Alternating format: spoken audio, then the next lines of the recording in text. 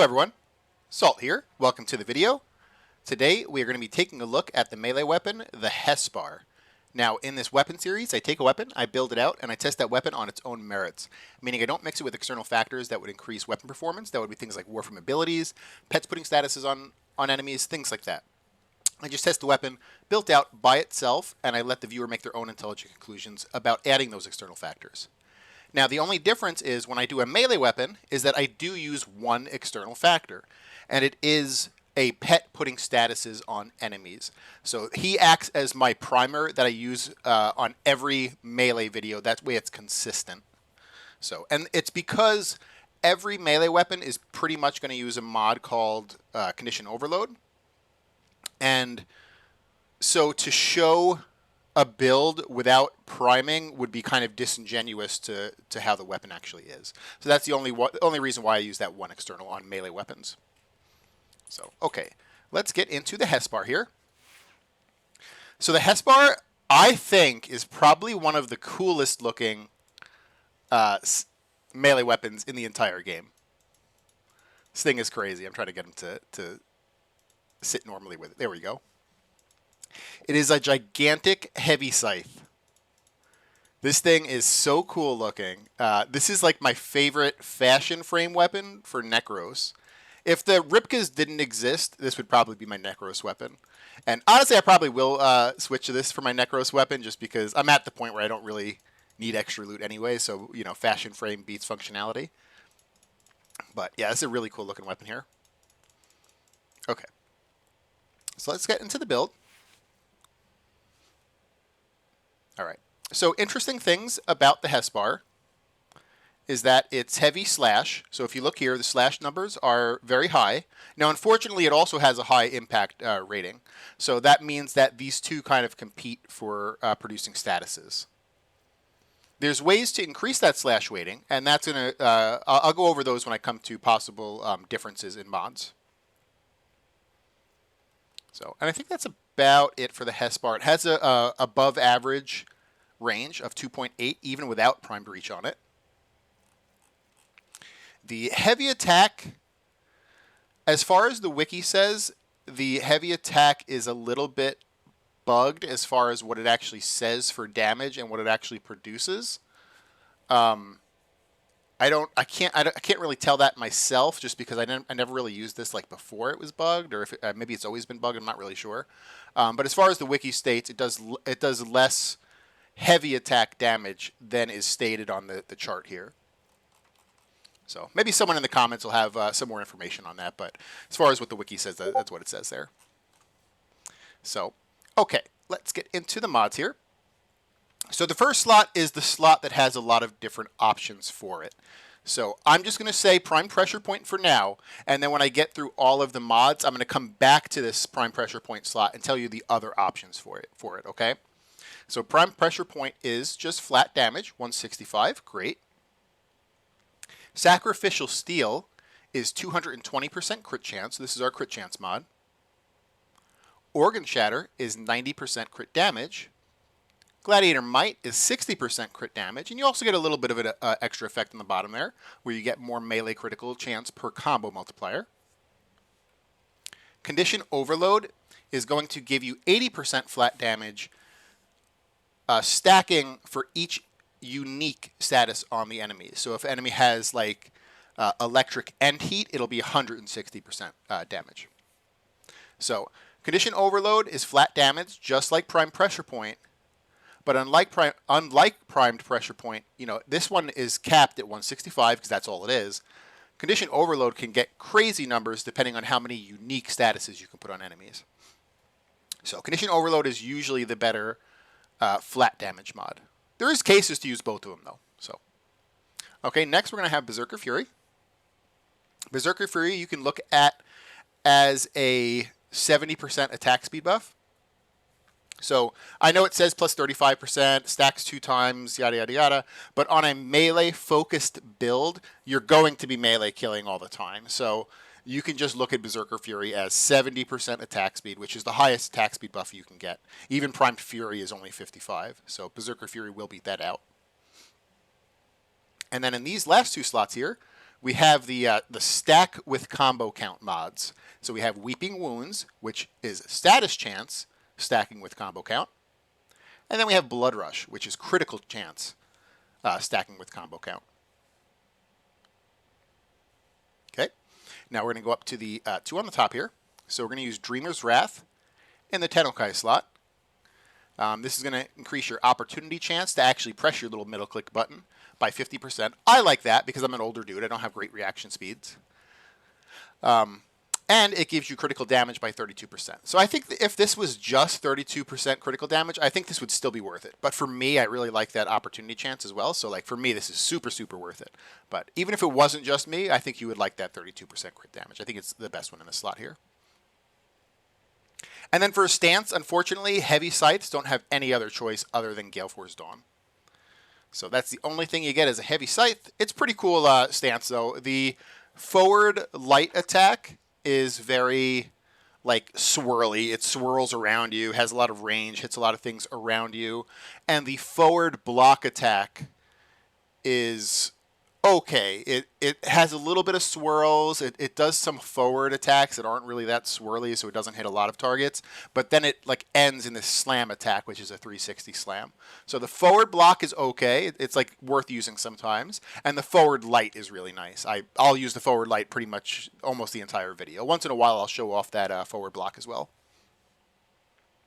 Okay.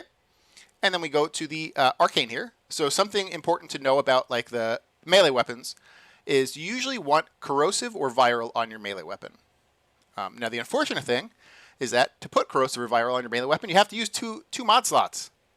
And there's so many good mods for melee weapons. I mean, I guess we could take off Prime Pressure Point because, you know, we already have Condition Overload, but then we would still have to take off another mod. And we're going to lose so much damage there. So with the addition of some melee arcanes, we have Melee Exposure, which actually puts corrosive on our weapon in a single arcane slot. It's not a mod slot, it's an arcane slot. But it puts corrosive on our weapon. So anytime we cast an ability, we get 60% corrosive, and it'll stack 4 times to 240%. So 240% corrosive on our weapon. That's gonna, you know, give us that good status that we want. And we just have to press a button every 25 seconds. So if you're playing a Warframe that, like, most Warframes have to press a button every 25 seconds, but I guess if you are playing like a niche Warframe that has like really long duration abilities and you don't have to cast every 25 seconds, maybe you would have an issue with this. But I think most normal Warframes have to press a button every 25 seconds. So this is no issue whatsoever to keep your corrosive up. Okay. So let's go back to that first slot, the Prime Pressure Point. Okay, so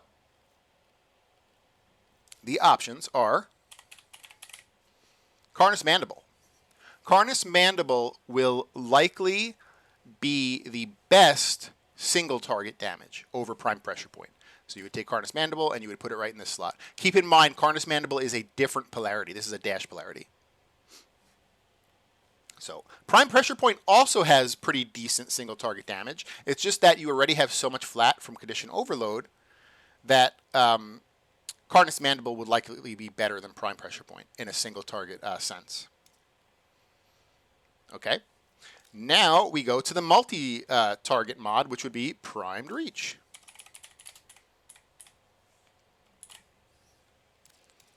So some people may feel like it's worth maybe losing out a little bit of single target DPS by taking off Prime Pressure Point and maybe not using Carnus Mandible, but using Primed Reach instead. And in that case, that's going to increase your range for you to be able to hit more targets in an area. And because of the Hespar's already large range of 2.8, this goes out to almost 6 meters. It's pretty crazy. So Prime Reach is actually really fun on this weapon. So Prime Reach is another great option over Prime Pressure Point. And now let me also explain why I think Prime Pressure Point is still a valid mod. Because everything I just said, it's like, okay, your single target, Carnus Mandible is the best. Your multi-target, Primed Reach is the best. Well, why the hell, you know, is Prime Pressure Point even an option then? And it's because your primer, Dirigia, is not always going to be there. Sometimes he's going to go down. And in the cases where he goes down, he's no longer priming for you. So if you haven't watched my Dirige build, I would suggest watching it. There's a lot to go over, so I can't explain everything about it right now. But he gives 6 to 8 statuses, and so you can get a gigantic value out of Condition Overload.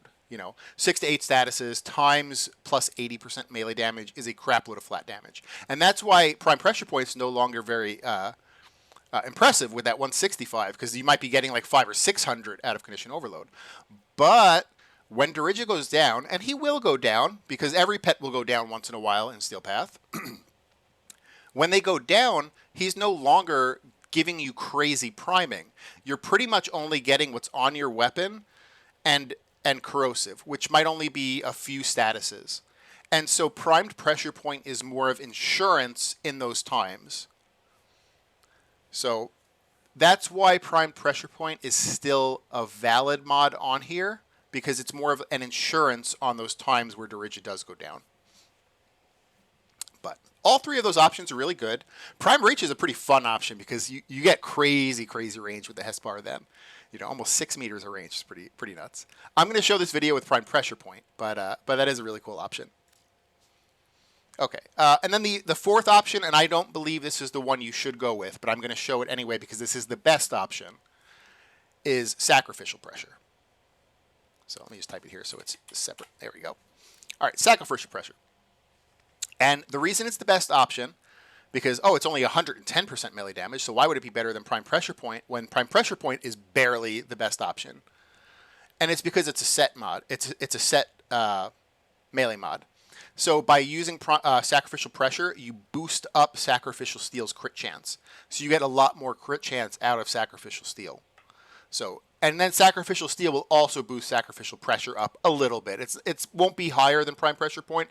I forgot exactly what it goes to. I think it goes to like 130 something when it's boosted. But the big benefit is the extra crit chance from Sacrificial Steel. So this is technically the best option in this Prime Pressure Point slot. The only problem, and the reason I do not suggest for anyone to do this, is that you need to spend an Umbral Forma to fit it. And if you know anything about Umbral Formas, they only come once every 2 months. You have to be aware that they're there, so you could miss the Umbral Forma as well when it comes. So you're time gated on Umbral Formas, and because of that, I'm not too salty using an Umbral Forma on a primed Warframe, but using it on a melee weapon, especially a melee weapon that I switch up a lot, maybe I don't always use the Hespar, it's not really worth it to me. So yeah, this is the best option in that slot, but I still would not suggest this. Alrighty. And now I'm going to show this on a Steel Path Kuva Survival. We'll see how much kills I get in 10 minutes. I will kill some trash, kill some acolytes, show it off. I actually wanted to show another build for the Hespar as well, sorry.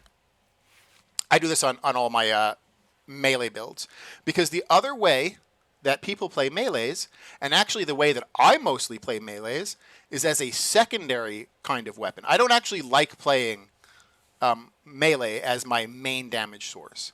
I like to have a melee on me, because there are situations where you need to melee even if you're a gun-focused Warframe, but I don't like to have melee on. I don't like to play melee-focused builds.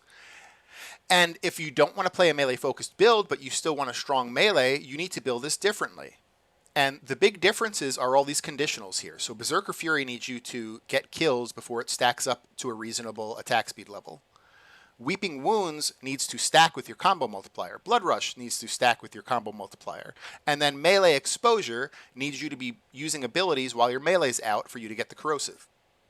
Well, on a melee build that you just whip out once in a while when you need it in weird situations, you're not going to have time to stack combo multiplier. You may only have the Acolyte in front of your face, so you're not going to have time to get kills. And you're not going to have time once every 25 seconds to press a ability. So there are ways to still have a very strong melee build, but to make it strong immediately without those conditionals. Now, it's going to be weaker than the main build, but it's going to be stronger for people that don't use it a lot. So let's show it off here. Exactly the same thing except for those slots that I showed you. So instead of Berserker Fury. Instead of Berserker Fury, we're using Primed Fury because there's no conditionals to it. It's just 55 attack speed. And then Prime Fury, of course, is a login reward, and it's probably the weakest login reward. So there's probably going to be people that don't have Prime Fury. So if you don't have Prime Fury, Quickening will be your way to go. It's 40 attack speed. You get a little bit of combo count chance. You're not really worried too much about that because you're not going to be stacking crazy combo count anyway. But it's 40 attack speed without conditionals. That's pretty good too. And then we have these element mods. Let me go over the arcane first, and I'll come back to these, and it'll make sense. So melee animosity, because again, you're not going to have time to press ability buttons to stack corrosive, right? You're whipping it out to kill the acolyte, and then you're probably going to put it away. And so melee animosity works immediately. When you hit things, you get 42% crit chance, and then when your little Tennokai ability comes up, you press the button, it does a crap load of damage, end of story. There's no conditionals to it. And because we're losing corrosive, because we're not using that corrosive arcane that has to build up, we're actually going to put corrosive on the weapon. And you can do viral too. Corrosive and viral work amazing. So I'm going to use corrosive here. So we're going to use the 60-60 toxin, and we're going to use the 60-60 electric to make corrosive. So now on this build, I would say Prime Pressure Point is better than all the mods I showed before. And it's because you're going to have less value out of Condition Overload. Because usually on a build that is more ranged focus, you're not going to be using your Dirija as a melee primer. You're probably going to use another companion that maybe gives you energy or does some other stuff. And so you're not going to be getting 8 statuses on every single target. So you're still going to get status on targets, but you might not be getting that 500%. It might only be like 200 or 300%. So Prime Pressure Point kind of helps to make up for that lost flat damage that you would get with Condition Overload. So on this build, I would say Prime Pressure Point is top tier. And then everything else, basically the same. So this is actually the build that I would probably use more often because I'm not much of a melee player. I love using the weapons, the ranged weapons in the game. And so my melee builds usually look like this. But if you're a melee-focused player, this will be stronger because you're going to get a crap load of critical chance when you're stacking it with your combo chance or combo count. You're going to get a crap load of status when you're stacking it with combo count. This technically gives you more attack speed because of the conditionals for it. And you get corrosive on a single slot instead of having to use 2 mod slots for it. So now for the Hespar video, I'm going to show it as the Hespar main because this is a video about the Hespar, so I'm going to show the highest damage potential that the Hespar has. So, okay. Now again, because I don't mix this with any external factors, I'm going to be doing this on a big dumb Inaros with no Archon shards that increase weapon performance. No mods on the Inaros or Arcanes that increase weapon performance. And I am going to be using my Dirija, and I am going to be using Dirija with Burst Laser Prime. He's not going to shoot, but he's going to use, Manifold Bond, I think, that puts all the statuses. So he's going to put 6 statuses from Burst Laser Prime. Sometimes he's going to do 7 statuses because of Arcoil, I think it's called. I think it's called Arcoil. And sometimes he'll do 8 statuses when I kill an Eximus. So 6 to 8 statuses. And the only thing I did see, I'm going to switch this to Naramon just so I don't lose combo stacks like crazy. Okay. I think that is everything there. I think I've got everything set up here. Let's get into this Kuva Survival. Go solo. Kuva Fortress. There it is. Hey, Storm. Thanks for following. Storm12 just is that your other account, Storm? Or is that your main account that you've just followed just now? Or is that another person named Storm? Maybe it's a second Storm.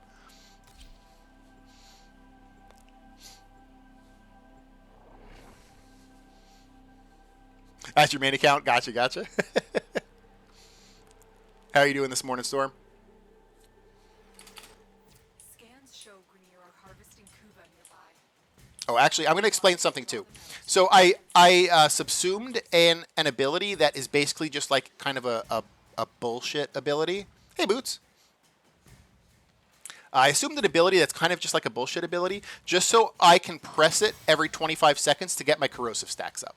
So if you look in the top right there, see how it says 60?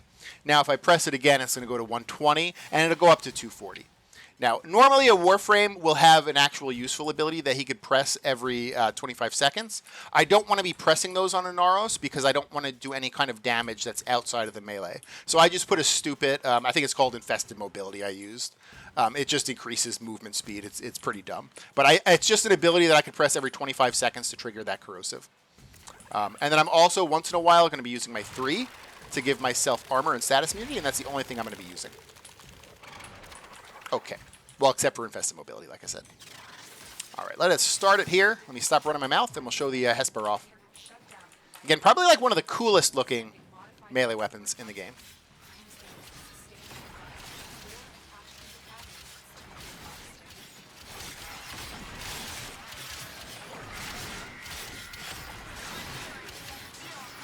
So this is the forward light attack right here that I'm doing. So you see it's very like swirly. It goes around you. It hits a lot of targets. Let me show off the forward block. So this is the forward block here. You see there's a little bit of like a slam built into it. I don't like it as much as the forward light attack. I think the forward light attack's a bit better. But it's an option to press once in a while.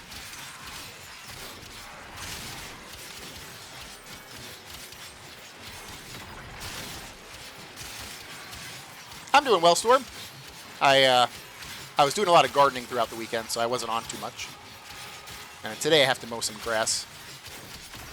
I had to cut some small, like, well, actually big. I had to cut some big tree branches down.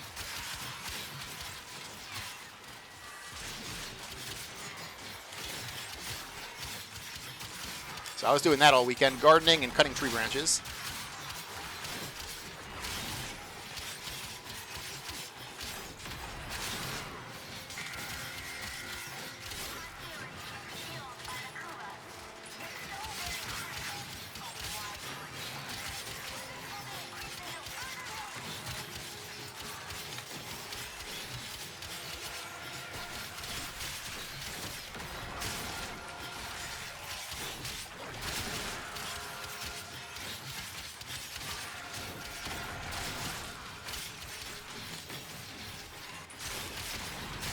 I really like the movement set of this stance.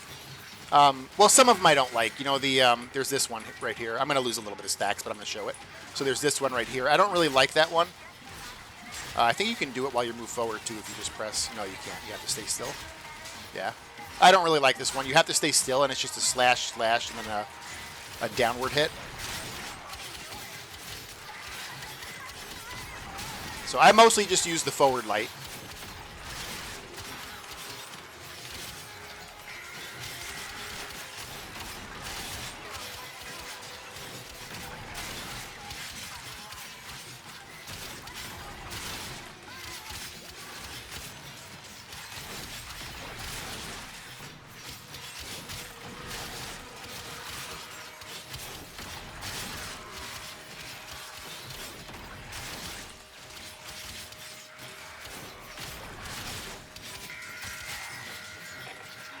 I almost wish the Ripkas didn't do what they did, like the interaction with Necros and like getting more body parts for him, because this would be my main Necros weapon, just because of the fashion. I love the fashion of it. It's just that the Ripkas have that weird like amalgam mod that gives them plus 100% gore chance, which gives you more body parts to desecrate. So, like, for maximum efficiency, you have to use the Ripkas on Necros. But I'm kind of past the point of maximum efficiency. I just want fashion frame, so I think I might switch back to the Hespar for Necros. Oh, the other thing I probably should have talked about was Hespar's horrible farm. This is a horrible weapon to farm. The blueprint is not bad. The blueprint comes from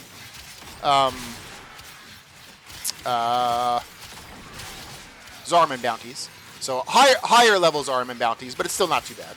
You do a few bounties, you'll eventually get the Hespar blueprint. But the blade and the handle come from Rotation C, Void Cascade, and I think the other one is Armageddon, Rotation C. So it's spending a very long time in Void Cascade and Void Armageddon, and it's only a 10% chance in those. So you're talking about doing either very long runs in Void Cascade or Void Armageddon, or see, Dirigigo went down right there. So right now, Prime Pressure Point is basically doing a lot of work for me.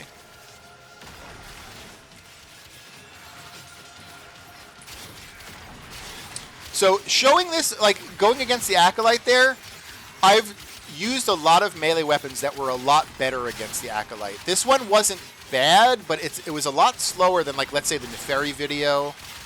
There was another video, I forgot what other melee weapon I tested recently. But they were a lot quicker than this. This was a little bit slower on that Acolyte. Faster than most ranged weapons. Ranged weapons are usually, like, way weaker than melee weapons against Acolytes, but... Oh, let me hit life support before I forget.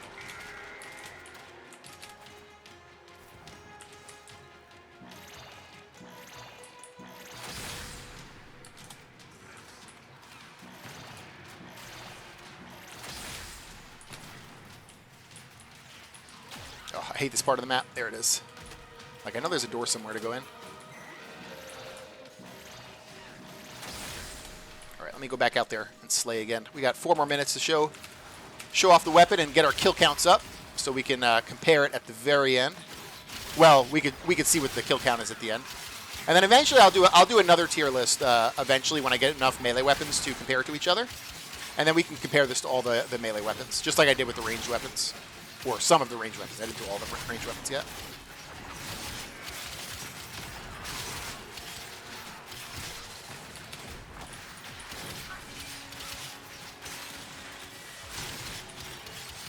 Oh, I thought I had my Tennokai up. I lost all my stacks. That's why I like that one Exilus mod, because it gives me a little bit more time to press that middle click button. And even then, I still sometimes miss it. Like there. Tell you, my reaction times are not what they used to be.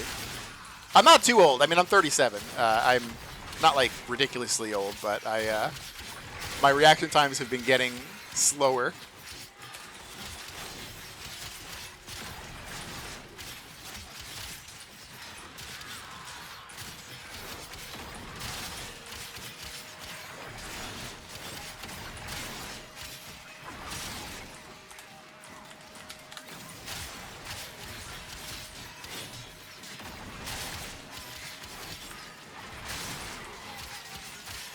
So yeah, if we get a second Acolyte, we'll see how this does. The first one, it wasn't very impressive. The Neferi, like, killed the Acolyte in about, like, a second and a half. This one I actually had to, like, beat him down a bit with it.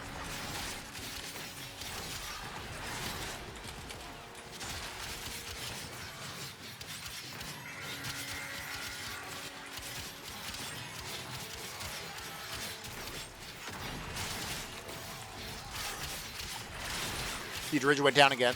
It's inevitable. They're going to go down once in a while.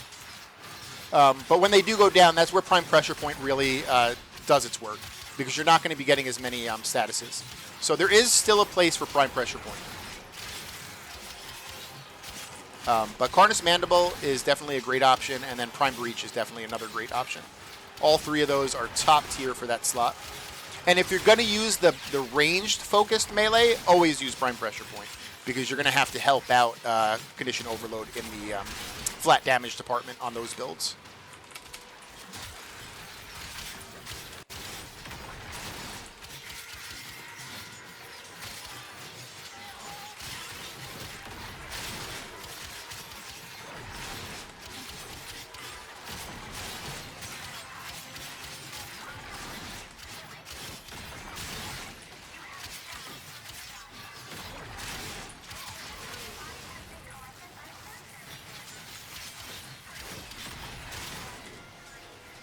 We are going to have a second Acolyte here. Let me make sure I'm at max. It's almost like Inaros is immortal. Yeah, he kind of is. At least the way I built him out. This is pre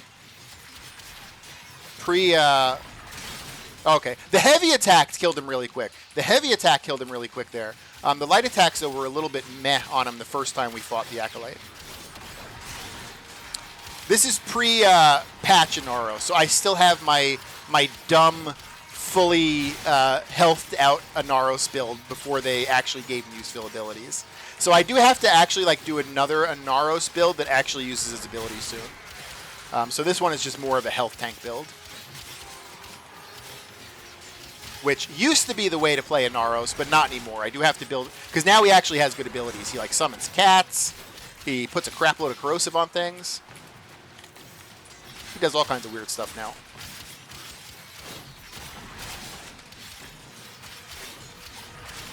I like to use him as my weapon test Warframe, just because he's a big dumb Warframe that'll never die. You know, so I don't have to worry about like searching for like health orbs. I could just focus on killing enemies.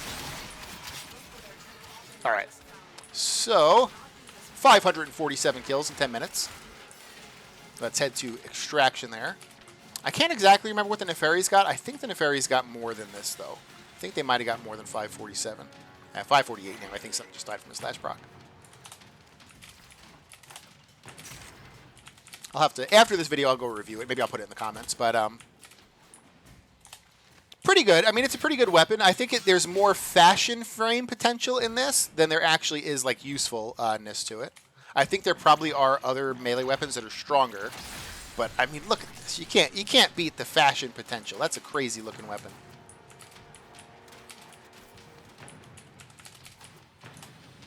Alrighty, let's head to extraction here.